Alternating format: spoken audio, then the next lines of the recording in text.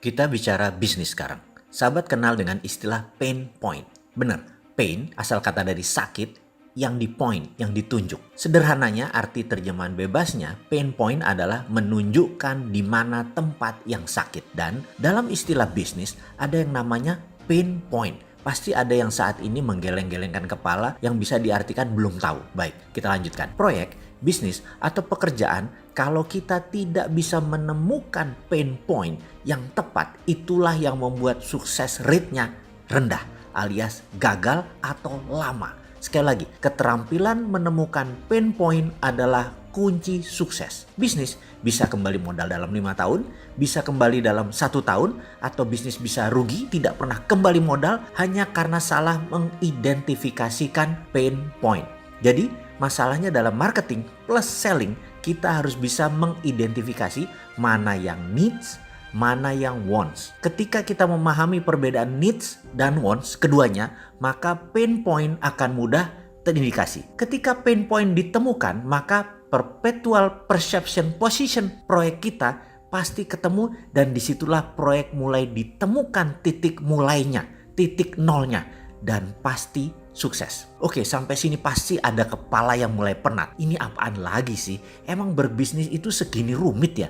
Pantas hanya sedikit yang mau menjalankan. Nah, itu si engkoh-engkoh di pecinan gak belajar beginian, tapi pada jadi juragan kaya-kaya tuh. Pedagang kain orang Padang di Tanah Abang, juragan warteg Bahari Tegal, gak belajar beginian di kampungnya, rumahnya bersusun-susun, tingkat gedong semua kayak di Jakarta. Mobilnya banyak, kaya semua, gak belajar beginian. Ada yang komentar begitu, dalam hati sih kayaknya. Sementara ada yang lain lagi, para mantan pejabat Pemda, mantan bupati, para mantan gubernur, mantan bos BUMN, mantan anggota DPRD, DPR, yang gajinya mungkin belasan juta tapi punya miliaran uang di kantong mereka, dan mereka gak ada tuh yang belajar beginian, tetap aja pada kaya-kaya.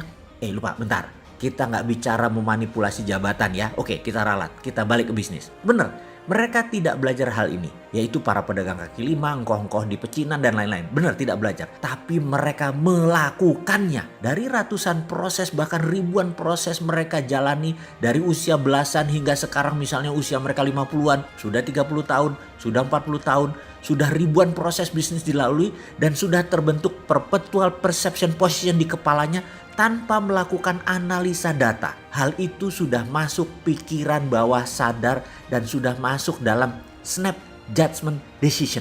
Itu artinya mereka belajar juga, hanya secara tidak sadar dengan melalui perjalanan dan pengalaman hidup mereka. Seseorang dengan insight dalam tanda petik bisnis yang dalam tadi, jika melihat sebuah tempat usaha, dalam sekejap mereka bisa tahu ini akan jadi besar, ini pasti gagal, ini bakalan hanya jalan di tempat. Matanya dengan cepat menemukan titik pain point, otaknya dengan cepat menemukan di sini needs-nya. To make story short, wants atau keinginan itu adanya di pikiran atas sadar atau dikenal dengan istilah conscious mind. Needs atau kebutuhan berada di pikiran bawah sadar atau dikenal dengan sebutan subconscious mind. Kita semua tahu bahwa conscious mind itu memberikan kontribusi hanya 12%.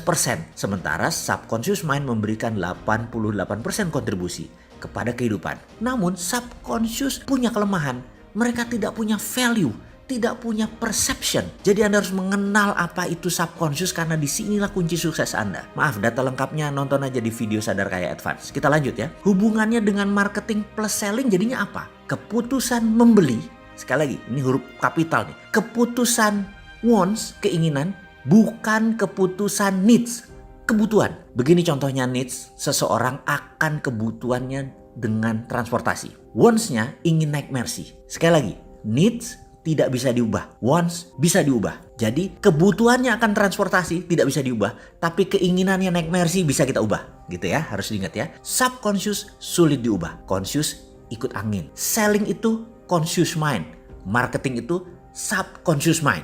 Nah, mulai pening kan sekarang? Baik, sampai di sini pasti mulai nyambung dengan apa yang saya maksud di awal diskusi ini, yaitu pentingnya menemukan pain point, pentingnya mengidentifikasikan needs dan wants, di mana hasil akhirnya adalah membuat software perpetual perception position, yang mana hal ini harus diletakkan di bawah sadar seseorang agar dia bisa dan pasti menjadi sukses keputusan bisnisnya karena semua keputusan bisnisnya pasti benar. Sekali lagi, saya memberi ilustrasi. Needs, wants, pain point, perpetual perception position dalam sebuah pemahaman. Jadi semua pelajaran di awal kita ulang dalam sebuah pemahaman. Seseorang tinggal di Cibubur, kerja di Jakarta.